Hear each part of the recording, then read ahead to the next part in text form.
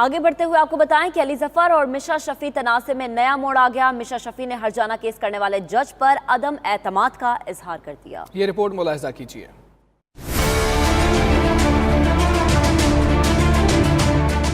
इल्जामात का सिलसिला बढ़ा तो मामला अदालत तक जा पहुंचा। अदालत के बाहर ट्विटर के मैदान में भी अली जफर और मीशा शफी के दरमियान गोलाबारी होती रही, लेकिन मीशा ने लड़ाई में टाइम आउट ले लिया। गुलकारा ने ट्विटर से आर्जी किनारा कशी कर ली और पैगाम में कहा, छोटी सी ब्रेक ले रही हूँ, लेकिन वजह धमकियां या इल्जामात नहीं, कुछ और हैं। मीशा शफी ने कहा, जो चीज आपको मार नहीं सकती वो मजबूत बना देती है। मीशा ने वक्फे की वजह अमरीकी TV series game of thrones को करार दिया और कहा, ट्विटर पर ड्रामे के स्पॉयलर्स आते हैं, इसलिए बेहतर है कुछ दिन के लिए ब्रेक ली जाए।